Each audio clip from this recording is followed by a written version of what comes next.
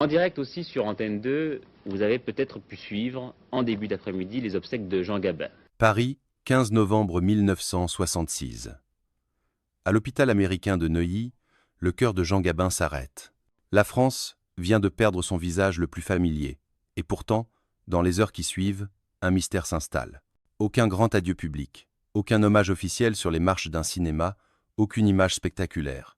En quelques jours, son corps disparaît discrètement des radars, et 4 jours plus tard, ses cendres sont dispersées au large, emportées par le vent de l'Atlantique. Paz de tombe, paz de monument, rien qu'un horizon vide. Pourquoi cet effacement volontaire, presque clandestin, pour un homme que tout un pays considérait comme son père de cinéma? Que s'est-il passé, dans ces derniers mois, pour que Jean Gabin, monstre sacré à la filmographie impeccable, choisisse de quitter la scène dans un silence presque total? Était-ce une décision réfléchie, une ultime provocation à un monde du spectacle qu'il avait appris à tenir à distance, ou le résultat d'un secret que seuls ses plus proches connaissaient? Ce que vous allez entendre, ce n'est pas seulement l'histoire d'un acteur disparu. C'est le récit d'un homme qui, derrière ses rôles d'acier et son regard inébranlable, cachait un rapport complexe avec la gloire, la solitude et l'idée même de la postérité. Un récit qui commence par un départ aussi discret que déconcertant et qui nous ramène, pas à pas, jusqu'aux terres de Normandie où il s'était réfugié, loin des projecteurs, pour écrire les dernières lignes de sa vie. Pendant près de 40 ans, Jean Gabin a été plus qu'un acteur. Il a été une figure paternelle pour des millions de spectateurs. Sur l'écran, il incarnait l'autorité tranquille, l'honneur inébranlable, l'homme sur lequel on pouvait compter. Mais derrière cette image immuable se cachait une réalité plus nuancée, presque à contre-emploi.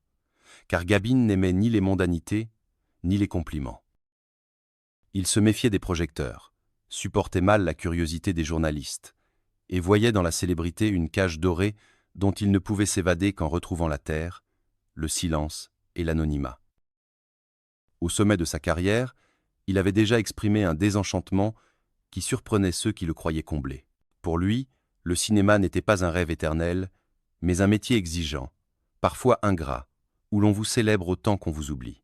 Cette lucidité, presque brutale, l'avait poussé à s'écarter peu à peu des studios. L'homme qui avait fait frissonner Paris dans le Quai des Brumes, ou ému le monde dans La Grande Illusion, choisissait désormais les champs labourés plutôt que les plateaux éclairés. Mais ce retrait n'était pas qu'un caprice de star vieillissante. C'était aussi une manière de se protéger d'un milieu qui changeait vite, trop vite. Le cinéma français des années 70 n'était plus celui qu'il avait connu, et Gabin, lui, n'avait jamais aimé se plier aux nouvelles modes. Dans son domaine normand, il vivait selon ses propres règles, loin des intrigues artistiques, loin aussi des tensions qui pouvaient exister avec certains producteurs et réalisateurs. Cette distance, assumée, fascinait autant qu'elle intriguait. Et pourtant, dans les derniers mois, un paradoxe frappait ceux qui le connaissaient bien.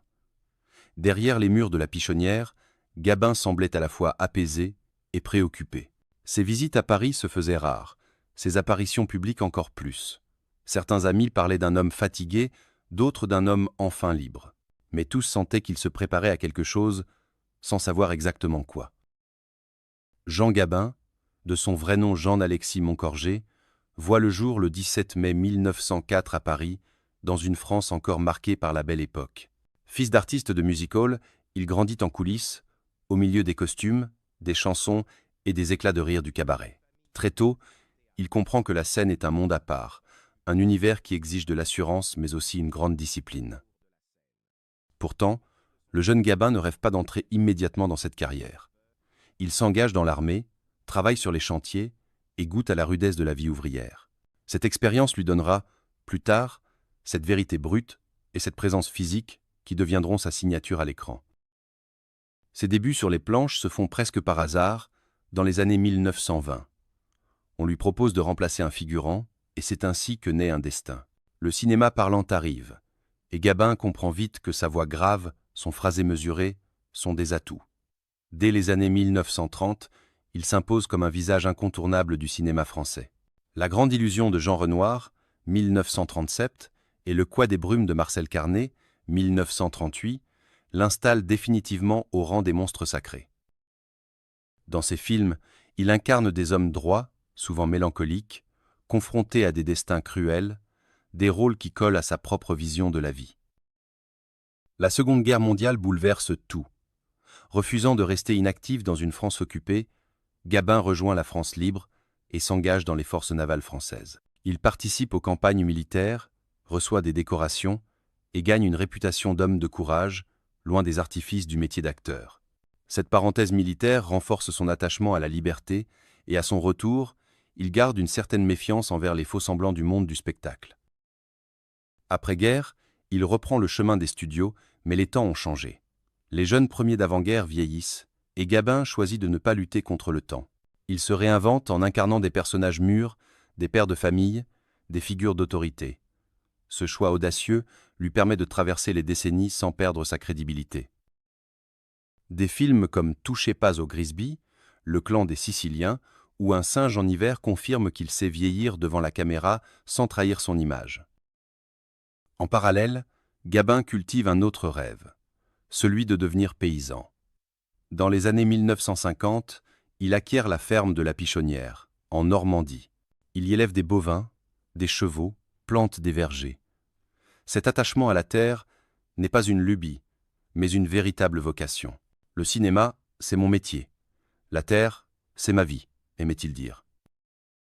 Ce double visage, star respecté et fermier passionné, intrigue le public, mais correspond parfaitement à l'homme qu'il est, pragmatique, fidèle à ses choix, imperméable aux effets de mode. Pourtant, derrière cette solidité apparente, Gabin n'est pas insensible aux blessures. Il connaît des échecs sentimentaux, se heurte à des projets avortés, voit disparaître certains amis de longue date. Chaque perte semble le rendre un peu plus réservé, un peu plus attaché à son refuge normand. À mesure que les années passent, il tourne moins, choisit ses rôles avec parcimonie et s'éloigne des obligations mondaines. Le public, lui, continue de l'aimer, parfois sans comprendre cette distance qu'il installe entre lui et la lumière. Au début des années 1970, Jean Gabin n'est plus qu'occasionnellement sur les plateaux de cinéma. Ses apparitions se font rares, choisies avec soin, et toujours dans des rôles qui lui ressemblent. Des hommes d'expérience, lucides sur le monde, un brin désabusé mais jamais résigné. Chaque tournage devient un événement, et lorsqu'il accepte un projet, c'est davantage par amitié ou par conviction que par nécessité. Pourtant, dans l'ombre, sa santé commence à vaciller. Les années de travail intense, les tournées, les obligations, tout cela a laissé des traces invisibles mais profondes. À la Pichonnière, son domaine normand, Gabin garde ses habitudes. Il se lève tôt, parcourt ses champs à cheval, surveille le bétail, échange quelques mots avec ses employés. Les voisins racontent qu'il était toujours affable, mais que son regard, autrefois vif, s'était adouci, comme si une fatigue lente s'installait. L'homme qui avait incarné tant de personnages solides paraissait désormais se ménager, comme conscient que ses forces n'étaient plus les mêmes. Au fil des mois, les déplacements vers Paris deviennent plus espacés. Il refuse de participer aux grandes cérémonies mondaines, préférant rester dans sa campagne. Ceux qui le connaissent bien sentent qu'il s'éloigne volontairement, qu'il prépare son départ à sa manière, sans éclat, sans discours. Quelques amis fidèles viennent lui rendre visite. On partage un repas, on parle de chevaux, de récoltes, rarement de cinéma. Gabin n'aimait pas évoquer ses succès passés. Pour lui, ce qui comptait, c'était le présent, et ce présent, il le voulait simple. Pourtant, la santé impose ses règles. Les douleurs se font plus fréquentes, les examens médicaux plus pressants. L'homme qui avait traversé la guerre, affronté la mer et les plateaux de tournage les plus exigeants, se retrouve confronté à une bataille intime, silencieuse. Il n'en parle pas beaucoup, même à ses proches. La pudeur, presque une seconde nature chez lui interdit de s'épancher. Mais son entourage le devine. Quelque chose se rapproche. À l'automne 1966, une aggravation subite le contraint à quitter sa Normandie bien-aimée pour rejoindre Paris. C'est un arrachement. La ferme, les champs, les animaux restent derrière lui, comme suspendus dans l'attente. À l'hôpital américain de Neuilly, il est entouré de sa famille. Les jours passent dans une routine médicale, ponctuée de visites brèves. Gabin reste digne, posé, fidèle à lui-même. Jamais il ne se plaint, jamais il ne laisse transparaître la crainte. Mais ses silences disent le reste. Le 15 novembre 1966, au petit matin, Paris s'éveille dans un brouillard froid. À l'hôpital américain de Neuilly, la chambre de Jean Gabin baigne dans une lumière pâle. Le bruit régulier des machines rythme les heures comme un compte à rebours discret. Ses proches sont là, quelques visages familiers, silencieux, veillant à ne pas troubler la quiétude du moment. Gabin, affaibli, garde les yeux mi-clos, comme s'il cherchait dans ses souvenirs un paysage précis, peut être les prairies de Normandie ou l'odeur du foin fraîchement coupé. Ce matin-là, il ne parle presque pas. Il se contente de serrer les mains, de répondre par un léger sourire. L'homme qui, sur l'écran, imposait sa voix grave et ses répliques tranchantes, ne laisse entendre que quelques mots, à peine murmurés. Il semble déjà ailleurs. Puis, sans bruit, son souffle se ralentit et s'éteint. Pas de drame, pas de mise en scène, juste un départ discret, à l'image de ce qu'il avait choisi pour ces dernières années. La nouvelle tombe comme un coup près. La presse titre immédiatement sur la disparition du « monstre sacré du cinéma français ». Les radios rediffusent des extraits de ses films, la voix de Gabin résonne à nouveau dans les foyers. Pourtant, contrairement à ce que l'on pourrait attendre pour une telle figure, il n'y aura pas de grand hommage public. Aucune cérémonie nationale, aucun cercueil porté sous les projecteurs. Fidèle à sa volonté, ses funérailles sont organisées dans l'intimité la plus stricte. 4 jours plus tard, un navire de la Marine nationale prend le large au départ du port de Brest. À son bord, ses cendres reposent dans une urne sobre. Le ciel est bas, la mer légèrement agitée. Quelques officiers et proches sont présents. Un moment de silence, puis l'urne est ouverte, et les cendres se dispersent dans le vent, se mêlant aux embruns salés de l'Atlantique. Aucun monument, aucune tombe, l'horizon seul pour témoin. C'est ainsi que Jean Gabin a voulu tirer sa révérence, sans faste, sans spectacle, juste la liberté, jusqu'au bout. La disparition de Jean Gabin laisse un vide que rien ne semble pouvoir combler. Pour le public, il n'était pas seulement un acteur. Il incarnait une certaine idée de la France, faite de droiture, de pudeur et de fidélité à la parole donnée. Ses rôles, qu'ils soient ceux d'un marin désabusé, d'un chef de clan implacable ou d'un patriarche bienveillant, avaient tous en commun cette humanité profonde qui transparaissait derrière le regard. En choisissant de reposer non pas sous une pierre gravée, mais dans l'immensité de l'océan, Gabin a prolongé jusque dans la mort sa philosophie de vie, refuser les contraintes inutiles, rester maître de son destin, ne rien devoir à personne. Ce geste, à la fois simple et radical, résonne comme un dernier rôle, celui d'un homme qui sait quand quitter la scène et qui le fait avec élégance. Aujourd'hui, ces films continuent de traverser les générations.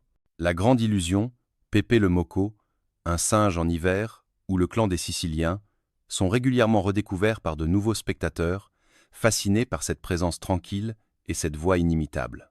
Dans les campagnes normandes, certains se souviennent encore de l'avoir croisé, vêtu simplement, échangeant quelques mots sans jamais se comporter en star. Jean Gabin laisse un héritage qui dépasse la pellicule.